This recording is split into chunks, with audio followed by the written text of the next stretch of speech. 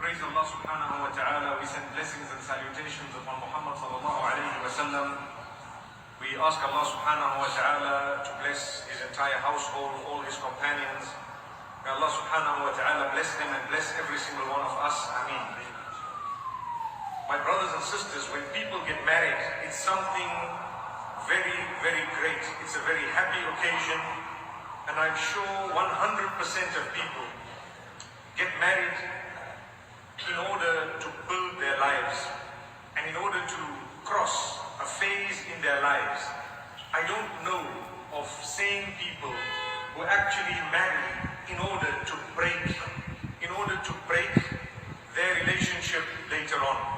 If people knew that we're not going to get along at all, they would not marry. Here I'm speaking of normal human beings. When people are getting married, they think that inshallah we will get along. Inshallah perhaps we will have children together. Inshallah we will overcome the challenges of life. Sometimes they undertake without realizing to each other that don't worry, I'll live with your folks. Don't worry, if it's a person who's been previously married, I'll take care of the children as though they are mine. These are big undertakings that you may not know how they may turn out. But they're saying it with a good heart. They say it with a brilliant heart. Don't worry. If you are living in a hut, I'll come and live with you. Subhanallah. Yes, it sounds romantic. It's really good. It sounds sweet. But 2 years down the line, please don't change your mind. Allahu Akbar. May Allah grant us ease. So these type of statements we need to be careful of. And I'm addressing those who are not married as well as those who are. Because if you're not married and you say you're ready to compromise so much, are you really sure that 10 years down the line, you will still be ready to compromise that? I recall people who ask me saying, I want to get married to someone and my folks are not agreeing. Is it possible, should I, for example, get married to them in a way, or perhaps a person is already married and they are talking about a polygamous situation and someone asks advice, should we marry them in secret? Perhaps, people shouldn't know about it, just to make things halal. My beloved sister, let me tell you, 10 years from that moment you will regret, because people have to know, you cannot keep on living this romantic little bubbly life as a secret when you are expecting to have children. You also want honor and dignity at some point. It might last 1 or 2 years and then you get fed up and sick about it, or sick of it. Then what would happen is you would want out, or you would start saying, look, I really need to change things. I might have agreed at the beginning, but I can't carry on like this. Well, that's why we are talking to you today.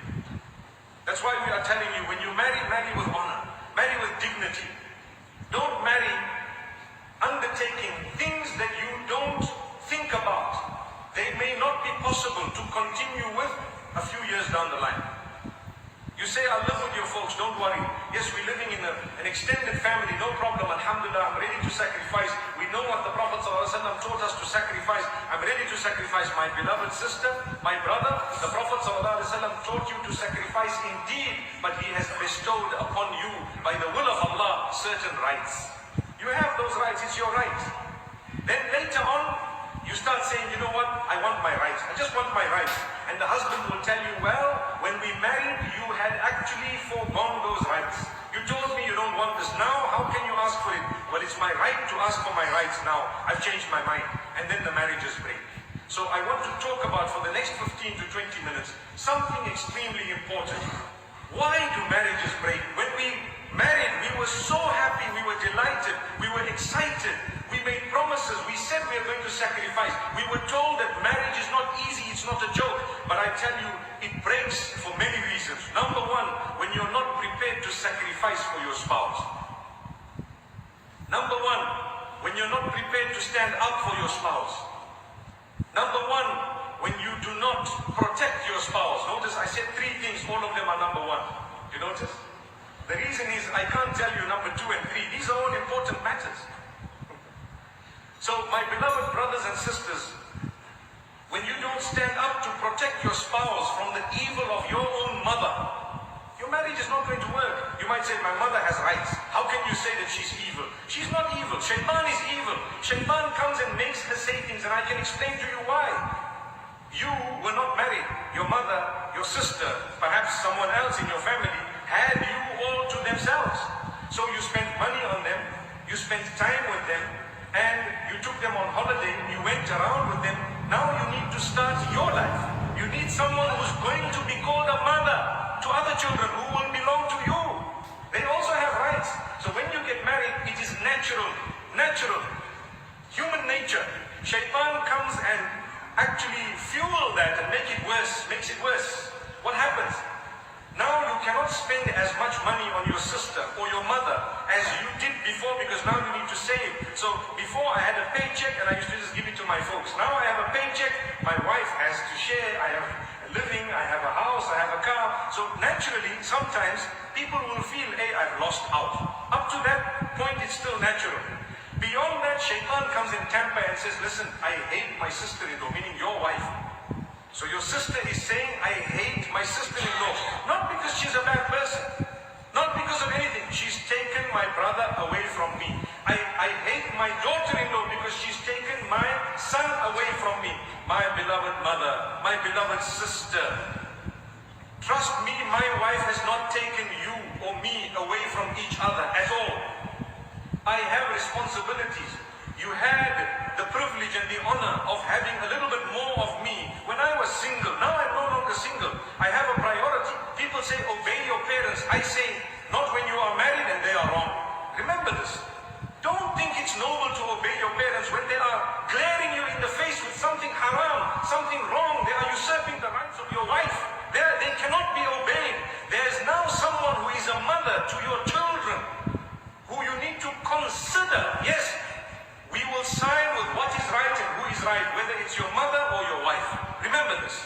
So I'm not saying that your parents should be disregarded. No, respect them at all times. You know, if you go back to the Quran and to the Sunnah of Muhammad SAW, he never says that you blindly adopt and accept everything your parents say. Not once did he say that. Not even once.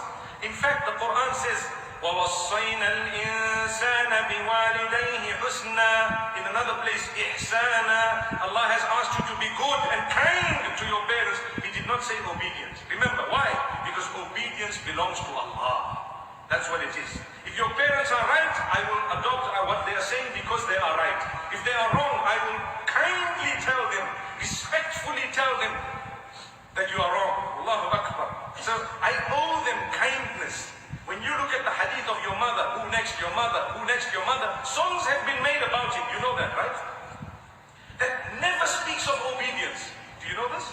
We need to clarify this, because many mothers are suffering from the wrath or the pain that is inflicted upon them by their mothers-in-law, and vice versa. Vice versa, I'm going to get to that just now. What does this mean? I'm his mother. He should listen to me first. No. I am now a man. When I was not married, yes indeed. When I'm married, I just need to remember my mother's also a human being.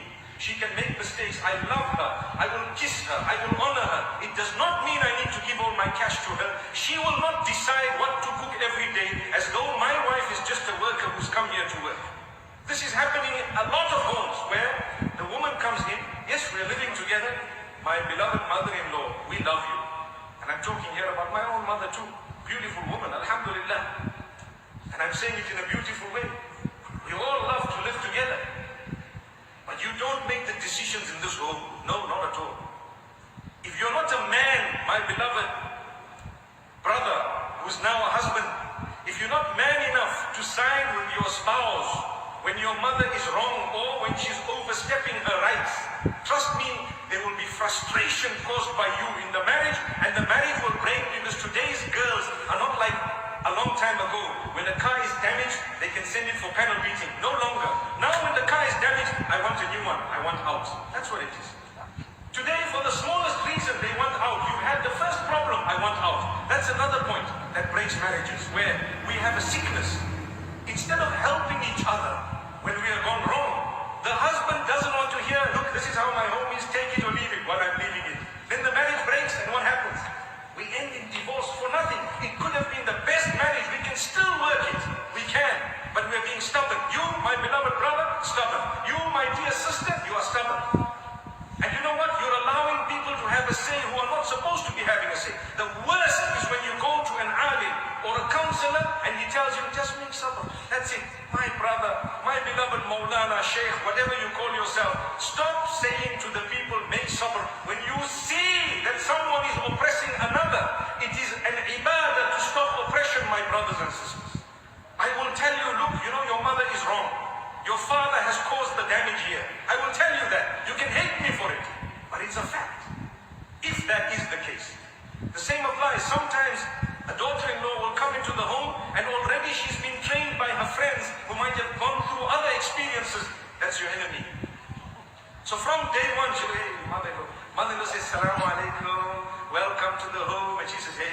relax. Take it easy. Take it easy. May Allah forgive us. Stop coming in with these preconceived ideas. Give them a chance. They love you too. They love their children. Remember, if a divorce happens, that man who was your husband will remain the son of that particular woman forever, even though you are now out of the picture. But my beloved mother, the boy is not married to you. He's your child. He will remain your child. Remember that. Subhanallah. My dear sister, that brother of yours will remain your brother. The love is not going to go. But when you start treating your sister-in-law, who is now the wife of that young man, who's your brother, badly, just because he doesn't spend the weekends with you, he doesn't take you on those holidays anymore. Some people have another bad habit. What's the bad habit? And I'm talking of things that are real, because 80% or maybe more of the problems that people actually relate to us are connected to their living, and a lot of it is to do with marriage.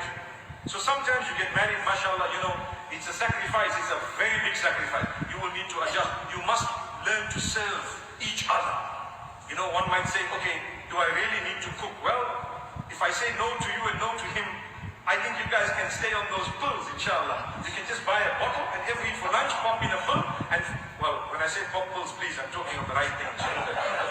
So, you know, for lunch you have a little tablet and for supper you have a tablet. That's not what life is. Someone, somewhere, somehow is going to have to cook. So you need to help each other sort that matter out. You know, you want me to go out to work? Well, you're going to have to help here. It's something respectful. I'm not saying that it's bad, but for someone to sit over and above, complain about how the food was cooked, when it was cooked, it's my choice. If I'm married and I'm a woman, I can get up at 6:30 in the morning, finish cooking and go away. Or I can cook at 12:30. It's up to me. Why must my mother-in-law dictate to me, listen, 6:30 you're in the kitchen here? For what? It will break a marriage. Remember this. And you know, it might be cultural, but I'm talking from an Islamic perspective. She does not have the right to do that. Yes, you may want to cook, you may want to honor. And I know of so many cases where the daughters-in-law don't mind. It's an honor for them to cook. But they just want a small acknowledgement. MashaAllah, thank you so much. You cooked for us, alhamdulillah. They don't want you to pick on them and make this and make that. And you know, I'm inviting half the dunya. Relax. This person here, just because they can cook well, doesn't give you the license to invite who you want for tea and for supper and for the same. My daughter-in-law will cook. Even if you and her are on a good footing, on a good relationship, it will break it. She might be cursing you from inside to say, you know what, inconsiderate. Can't you see, I need my time. It's okay if it's once a month. You know, nowadays they say once a year. But anyway, no matter what, it's okay depending on how you are with these people. It's your family. These things go wrong. So as I was saying, you go in, sacrifice. Who wouldn't want to sacrifice? But there needs to be appreciation. So I was saying, sometimes we go on holiday. Yes, alhamdulillah. Who do we tag along? We tag along the entire dunya. So I go, my wife goes. Who else goes? Well, I'm talking of initially when you don't have children. My mother has to come. My dad has to come. My sisters, my brothers who are unmarried have to come. Sometimes my sister who's married with her husband has to come. That's not a holiday. To be honest with you, if you have a family who loves doing that and genuinely they're all looking forward to it, you are fortunate. But sometimes people want their private moments. Hey, I want to go and be able to just be myself. No worrying about cooking anything for 1 week. Please, I think you would owe that. Owe that, maybe not from an Islamic perspective, as in holidays are not farad, but it's something that could actually help your marriage. Give them a break. Give them a break. Spend the money that you've been earning. Don't just keep it in the bank and wait for the day you die, when everyone will be scrounging. May Allah subhanahu wa ta'ala forgive us. So the reason I say this, there are problems and people are not providing solutions. And the problems, you cannot just say one person is wrong. At times we don't want to listen to what the problem is. At times we know the problem, but we are too weak to actually address the problem. That's my father. I don't want to address this matter. Your father, respectfully address him. He doesn't like you, he doesn't like your wife. As a result, his weakness, not yours. I cannot allow oppression to continue forever. I live in the same home. They don't talk to each other until when? That's not healthy for the house. You don't speak to her. For what? What's the problem? Did she eat something of yours? Did she say something? If she did, treat her as your own child or your own mother and say, look, this this happened, I was very hurt. Inshallah, it mustn't happen again. You need to learn to say, I'm sorry, it happened the moment I was upset. We had a misunderstanding. Allah's given us a good way out. Blame shaitan. You know, really, I didn't want to say it. Shaitan made me say it. That's such a beautiful outlet. Imagine Allah gave you a way out. You can have sworn someone. 5 minutes later you say, you know what, that was shaitan. Brother, I love you. I swear, subhanallah. Imagine. So the problem is when you become the shaitan yourself. Then when you say it was shaitan, say, I know, you're the biggest shaitan. So my brothers and sisters, we need to resolve the matters quickly. I always say, look, what if this was your own child? What would you do? Well, I would listen to them. I would try and obey. I would try and solve. I would try and, listen to what they are saying. Well, treat them like your child, because if you don't, the marriage is going to break, and too many marriages are breaking. Another difficulty, and this is something that I found in a lot of cases, when we have daughters or sons, we sometimes spoil them so badly as they are growing up, so much, that we don't realize their spouses may not be able to give them such a life that we provided. As a result, they may never be able to live with anyone at all. They may never, because why? Everything was on the plate. They've never lifted a plate. Forget about anything else. Everything was given. You wanted a holiday, you got it. You wanted a Ferrari, you got it. You wanted to go to Harari, you went. May Allah subhanahu wa ta'ala guide us. May Allah make it easy. Sometimes even if you can afford the most luxurious of lives, I'm not saying become stingy, but learn to teach them what appreciation is. You don't have to splash, because sometimes they may not have, you may not have it a few years down the line. You need to learn to adjust your life. That's your spouse, you make it. You're going to have children. They're going to miss your clothes. They're going to do so much, subhanallah. May Allah subhanahu wa ta'ala guide. So my brothers and sisters, something extremely important is to work hard to resolve the problems you have in the marriage, but with justice. What does that mean? Don't just think you are the only one who's right. You may be wrong. And this goes both ways. Sometimes the daughter-in-law is wrong. I've had cases where daughter-in-law comes to complain, and it ends up that she is disrespectful to the parents of her own husband. We are not saying you need to serve them. At least be respectful, be kind, be good with your words. Excuse them, they are old. You know what the Quran says? The Quran speaks about how Allah has created man. Allahu alladhi khalaqakum min ضعفin thumma ja'ala min ba'di ضعفin quwwah thumma ja'ala min ba'di quwwatin ضعفan wa shayban. Allah has created you, O man, in a stage of weakness. You were weak when you were born, very weak. So what happened? Someone had to look after you. If they didn't, your survival was at stake. After that weakness, we gave you strength. And after that strength, we reduced you back to weakness and gray hair, which means it's worse than just weakness. You were strong at one stage, you become a person weak once again. And I believe that sometimes, and I'm going to say something, that you might think about later. When you are young, you might mess your napkin, and your mother will clean it. Your father might help, or your siblings, or whoever else. Where did you miss? You missed because your sphincter muscle was not actually controlled. It was not strong enough to hold back. You didn't know how to use it. So perhaps urinated, perhaps you might have messed your napkin, whatever it was. That was a gift that Allah bestowed upon you.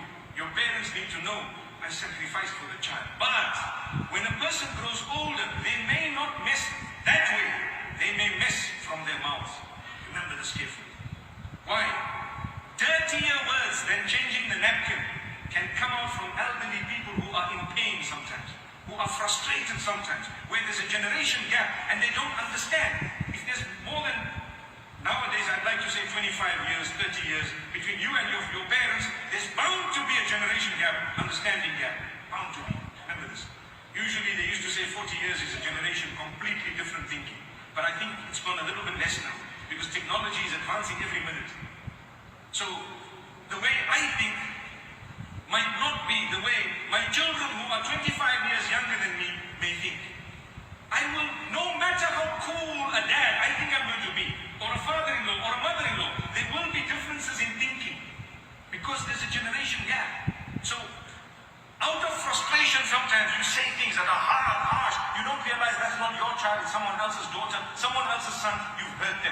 someone else hurts the child of another person, the hurt is deeper, the cut is deeper than if it was your own child. Remember that. Be careful. Now I'm addressing those who are hurt by what the elderly have said to you. Ignore it. Change the nappy and carry on. Allahu Akbar. Allahu Akbar. If you've understood what I've said. Let it happen. The next day they'll beg for forgiveness. They might get it. The difficulty is sometimes the elderly are stubborn. They don't ask for forgiveness. Come what may, they are wrong. We found out that they said 1 + 1 is 3 and the whole dunya knows it's 2. They won't apologize. 3. It's 3. I'm telling you it's 3. You say no, but it's 2. Who said you can't subtract 1 from 3? So that's the type of answers you get. May Allah subhanahu wa ta'ala help us. These people are witty. They are sharp. They know. Sometimes they don't apologize. Because why? I'm an elderly person. Who are you that I must apologize to you? My beloved elderly, a lot of you are geniuses. You don't make those mistakes. But if you do, subhanallah, please apologize. Please apologize. Learn to make amends. We don't want our children's marriages to break because we are putting pressure on our daughters-in-law or sons-in-law or anyone else. But something that happens when you get old and you are in pain, your level of tolerance becomes very, very less. The level is low, very low. The fuse becomes 5 amps when it was 15 before. Any small thing and it's blown. May Allah subhanahu wa ta'ala guide us. So sometimes, and I know, usually when you hear a little bit of a rant, you hear something, you can say, subhanallah, you're in pain. You can say, hey, really, it's so, subhanallah, it happens because that's how the body operates sometimes. You vent out something in a different way without realizing it's wrong, no matter what it's wrong. My brothers and sisters, as I end, I want to just ask you one thing. This topic is long, and I think I'm going to speak about it again with a little bit more detail. But what I want every one of us, those who are married, those who are not, those who have children who are married, those who do not, I want you to undertake, for the sake of Allah, on this beautiful Friday, in your heart, here and now, that you will make life easy for those whom you live with. Inshallah. The ummah is suffering. We don't need more suffering. At least in your home, sort out the matters.